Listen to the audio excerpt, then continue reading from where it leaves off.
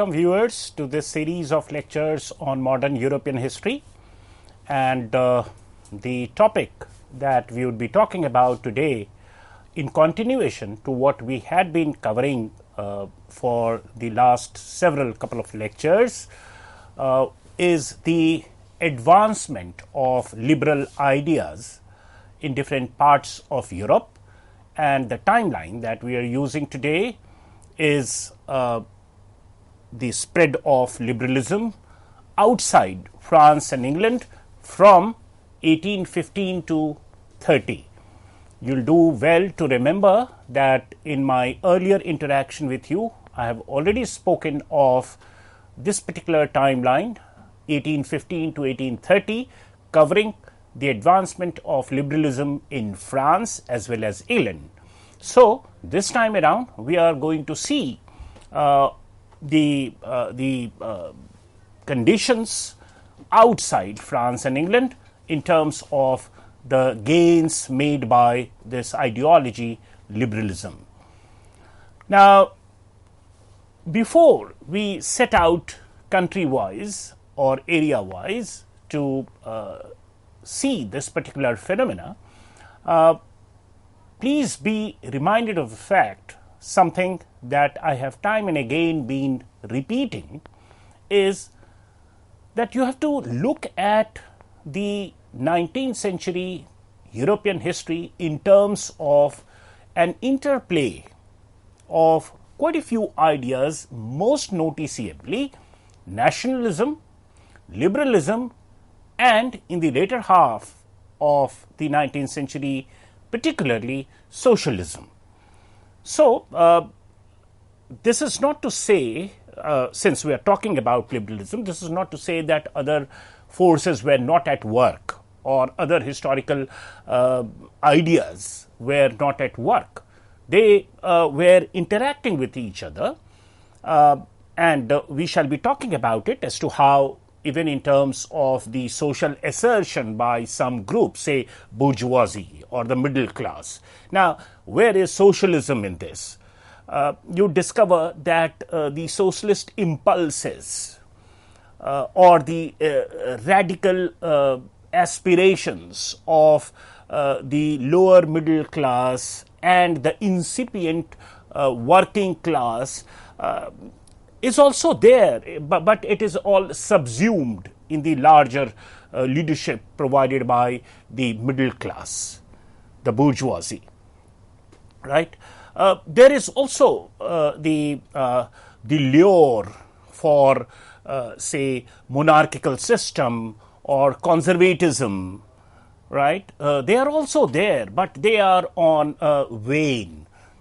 And it is the triumphant march of you can say liberalism to begin with, and thereafter you would also realize that the articulations in the form of demands for nationality or nation state or republicanism, etc., that is very much spearheaded by the middle class itself.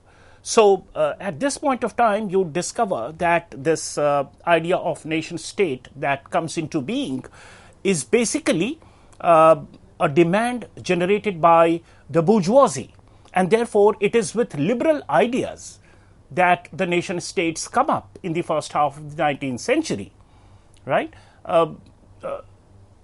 That's where you have to understand the criticality of the historical moment at which a particular nation state is created, right?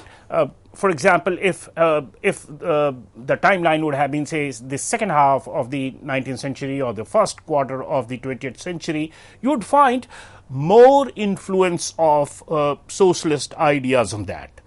But at this point of time, particularly in Western Europe and other parts of Europe as well, you would find liberalism as the harbinger of change or departure from the traditional mode of life and polity and economy and so forth, and that leaves its imprint on the nationalities that are created around this time, around the middle of the 19th century.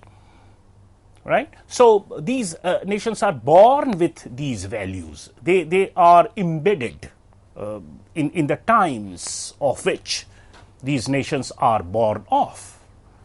Right? Now, outside France and England, these liberal ideas did not have a very successful run.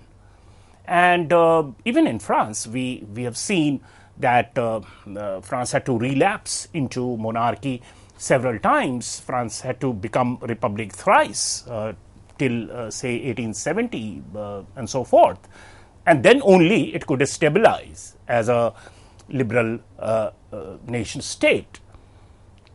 So if you just say look at Russia as to what is happening from 1815 to 1830 period in Russia, you'd do well to remember that Russia was the triumphant power so far as the Napoleon or defeat of Napoleon is concerned.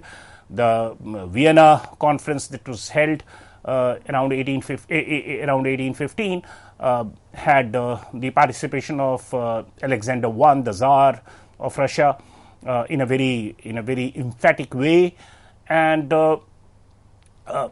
if you look at this period, that is 1815 to 1830, Tsar Alexander I had given way to Nicholas I, that is, he was succeeded by Nicholas I, who ruled from 1825 to 1855.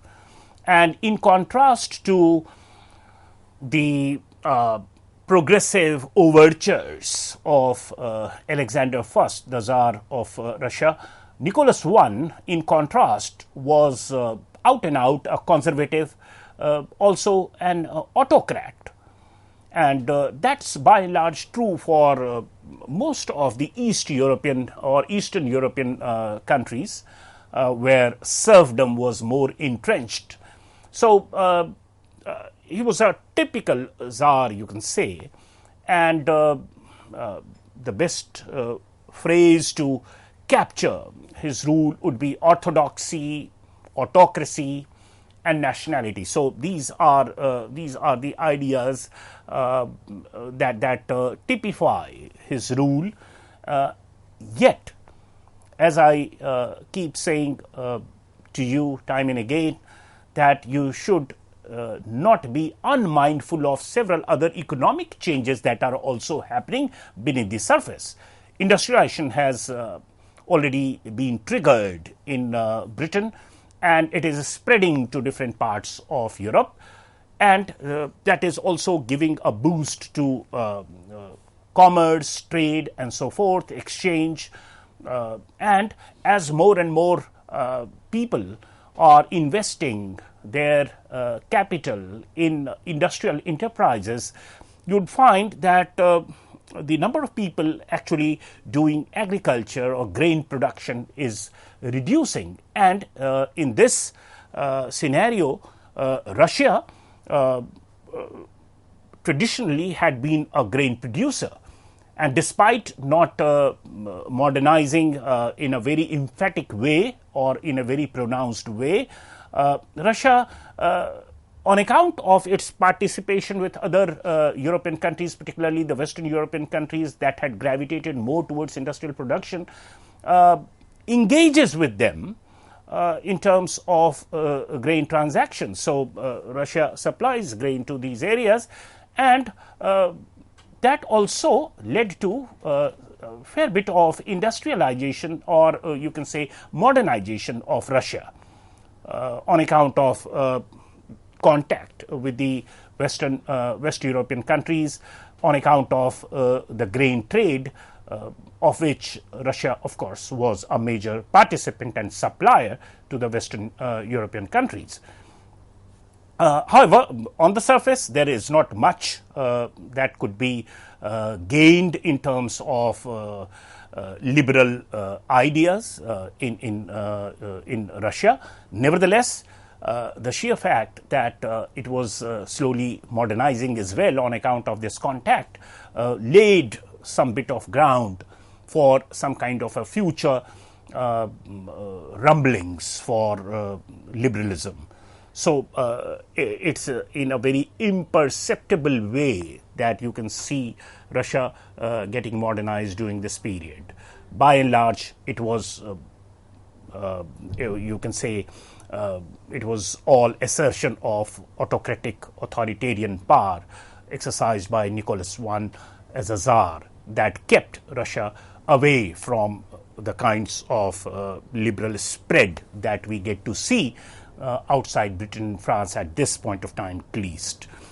If you look at Belgium, you find that the middle class had been successful in getting a constitutional monarchy in Belgium, established much to their liking, and an arrangement that, of course, proved to be very congenial to its liberal and entrepreneurial goals. So it's not a republic as such, nevertheless a constitutional monarchy. So not monarchy either. Remember, 1815 Vienna Conference mandated that the political entities in Europe be restored to positions or be given to positions, to authorities, to entities that were ruling in those areas before 1789, right? That is before the beginning of the French Revolution. But some bit of assertion by the middle class led to this monarchy being qualified by some constitutional commitment. And that we have discussed earlier, that this is what liberalism wanted at this point of time. This is what the middle class who were clamoring for liberal state wanted at this point of time. They did not want a very true and a very original kind of democracy where everyone has a right to vote without any property qualification. They wanted, they did not want monarchy, they did not want the old order, they did not want the conservatives to be at the helm so far as political power and exercise of politics is concerned. But they did not want this to go to a level that was displayed during the reign of terror in French Revolution either. They did not want some kind of an anarchic or Jacobin-like situation in Belgium either. So that was the tightrope that the middle class is walking at this point of time. They want to keep the monarchists at bay. At the same time, they don't want their activism or their assertion or their progressivism to radicalize itself to that extent that they lose their exclusive control to the levers of power either. So it is the free trade ideas, it is like restricting the state to its own affairs, political affairs, and not allowing it to interfere much in economic affairs. And that is what laissez-faire economics dictated, and that is what the middle class is trying to get as some kind of a political arrangement in different parts of Europe. Now, this insurrection and assertion of the middle class in Belgium combined the elements of liberal and national sentiments, as I said earlier as well, that these liberal ideas were furthered by simultaneously with national sentiments, and this allowed them to move away from its union, Belgium's union with the Dutch, which was instituted by the Vienna Conference. So, as I said, that you don't have to, although we are talking about liberalism, but fact of the matter was there were other ideas and ideologies and aspirations also at play, and nationalism was one such. And therefore, the simultaneous traction that nationalism as an idea got alongside liberalism allowed Belgium to sever its union with the Dutch, which had been mandated by the Vienna Congress. And you discover that by this time, during this period 1815 to 30, other European powers also, their commitment to the Vienna Congress resolutions were loosening, and the commercial pressure, the strengthening of liberal ideas, etc., were becoming more and more pronounced. And therefore, in this insurrection against its union with the Dutch of Belgium, European powers actually supported this insurrection. Ideally, they should have stopped it, because for them, what was sacrosanct was what was arrived at the Congress of Vienna, right? So this trend is something that I have earlier also spoken to you about, and this is something which is displayed on several counts, right? Be it Greece situation or other areas or the South American colonies. Everywhere you will find that this Vienna Congress commitment is giving way to the triumphant march of liberalism, and that commitment to monarchical order and restoration of monarchical order is loosening its grip. Moving beyond Belgium and Russia, let's try and analyze what's happening in Poland.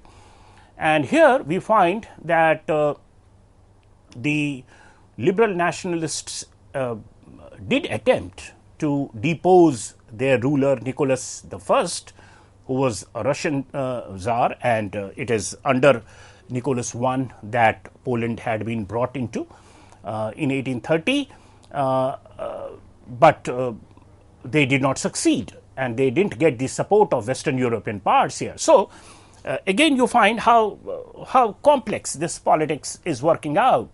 So in some areas, in the case of Belgium, we found that the commitment to the Congress of Vienna provisions were allowed to be diluted by the powerful countries in Europe, whereas since Russia under Nicholas I was more assertive and emerged more formidable, therefore here the liberal nationalists of Poland who attempted to dislodge Nicholas I in 1830 actually failed and did not get the Western European support the way they did in Belgium. And therefore, this attempt by the liberal nationalists was crushed, and ultimately they were merged into the Tsarist empire. So it's a kind of mixed bag that you get to see, but more important for us is to understand the pattern, to understand the tension and strain, and understand the trajectory of history in this period, and that is indisputably away from conservatism, away from monarchical order, and very much towards liberalism. Despite these setbacks momentarily, ultimately you would find that the social constituency that sported the ideas of nationalism and liberalism are gradually getting strengthened across Europe, right? Perhaps time was not yet ripe in some areas where a conservative regime could strike hard and quell these initial attempts, but as industrialization spread deeper into these areas, as liberal ideas started influencing more and more people in these areas, it became difficult for a conservative order or for a traditional order or for a regime like that of Tsar to perpetuate itself for a longer duration. Now, if you look at Spain, here we find that Isabella is quoting the favor of urban middle class elites. Now, here again it is a monarch, and it is all fight between two monarchs or two potential monarchs, right? Succession is in terms of monarchy. It is not leading to some kind of a republican nation state kind of creation.